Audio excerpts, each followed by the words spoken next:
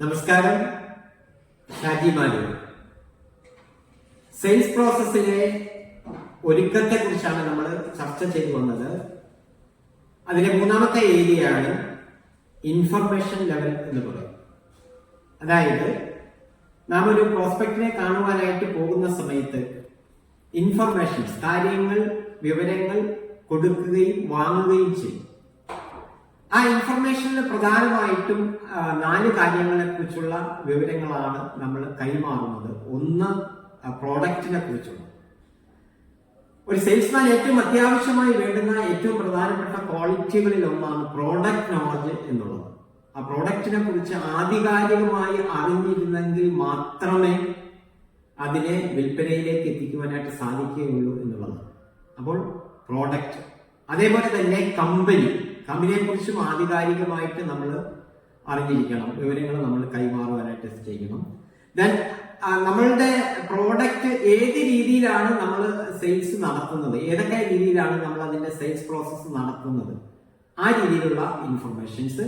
Then payment രീതി, ഏതൊക്കെ രീതിയിലാണ് നമ്മൾ ഇതിന്റെ പേയ്മെന്റുകൾ നടത്തുന്നത്. അപ്പോൾ ഈ 4 കാര്യങ്ങളാണ് പ്രധാനമായിട്ടും ഇൻഫർമേഷനിൽ വരുന്നത്. നെക്സ്റ്റ്, നമ്മളൊരു പ്രോസ്പെക്റ്റിനെ കാണുവാനായി പോകുന്ന സമയത്ത് പ്രധാനമായിട്ടും ആ വ്യക്തിയെ കുറിച്ച് ആധികാരികമായി നമ്മൾ ഒരു 6 കാര്യങ്ങൾ അറിഞ്ഞിരിക്കണം. ഒന്നാമത്തെ കാര്യം എന്ന് പറയുന്നത് ആ വ്യക്തിയുടെ ഫിനാൻഷ്യൽ ബാക്ക്ഗ്രൗണ്ട് ആണ്, അല്ലെങ്കിൽ ഫിനാൻഷ്യൽ സ്റ്റാറ്റസ് ആണ്. അയാളുടെ ഫിനാൻഷ്യൽ സ്റ്റാറ്റസ് എങ്ങനെയാണ്, ഏത് രീതിയിലുള്ള ആളാണ്, ഏത് തരത്തിലുള്ള വ്യക്തിത്വമാണ് അദ്ദേഹം എന്ന് മനസ്സിലാക്കിയിരിക്കുന്നത് സെയിൽസിനെ സംബന്ധിച്ച് ഏറ്റവും ആവശ്യമായിട്ടുള്ള ഒരു പ്രധാനപ്പെട്ട ഘടകമാണ്.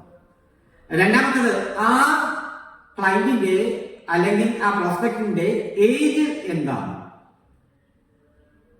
അദ്ദേഹത്തിന് പ്രായം കൂടുതലുള്ള വ്യക്തിയാണോ അതല്ല പ്രായം കുറഞ്ഞ വ്യക്തിയാണോ, അദ്ദേഹത്തിന്റെ ഏജ് എന്താണ്, അത് നമ്മൾ വ്യക്തമായി മനസ്സിലാക്കിയിരിക്കണം.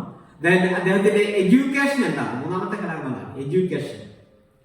ഇപ്പോൾ ഹൈ ക്വാളിഫൈഡ് ആയിട്ടുള്ള ഒരു വ്യക്തിയുമായി സംസാരിക്കുന്നത് പോലെ ആയിരിക്കത്തില്ല നമ്മൾ അതിനേക്കാൾ ക്വാളിഫിക്കേഷൻ കുറഞ്ഞിട്ടുള്ള വ്യക്തി, അല്ലെങ്കിൽ ക്വാളിഫിക്കേഷൻ കുറഞ്ഞ വ്യക്തിയുമായി സംസാരിക്കുന്നത് പോലെ ആയിരിക്കില്ല നമ്മൾ ഹൈ ക്വാളിഫൈഡ് ആയിട്ടുള്ള ഒരു വ്യക്തിയുമായിട്ട് സംസാരിക്കുന്നത്. അപ്പോൾ നമ്മുടെ കമ്മ്യൂണിക്കേഷൻ ഏതൊക്കെ തരത്തിലുള്ള മാറ്റങ്ങൾ വരുത്തണം എന്നുള്ളത്, ആ ആളിന്റെ ക്വാളിഫിക്കേഷൻ എന്താണ് എന്ന് മനസ്സിലാക്കിയിരിക്കുന്നത് പ്രധാനമായിട്ടും നമ്മളെ സഹായിക്കുന്ന ഒരു ഘടകമാണ്.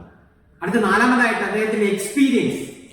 അദ്ദേഹത്തിന് ഈ ബിസിനസ്സിൽ എത്ര കാലത്തെ പരിചയമുണ്ട്, എത്ര വർഷമായി അദ്ദേഹം ഈ ഫീൽഡിലുണ്ട്, ഇതൊക്കെ അറിഞ്ഞിരിക്കൽ സെയിൽസ് പ്രോസസ്സിനെ സഹായിക്കുന്ന പ്രധാനപ്പെട്ട ഒരു ഘടകമാണ് അദ്ദേഹത്തിന്റെ എക്സ്പീരിയൻസ്. അതേപോലെ തന്നെ അദ്ദേഹത്തിന്റെ ഫാമിലി, ലൈഫ് സ്റ്റൈൽ.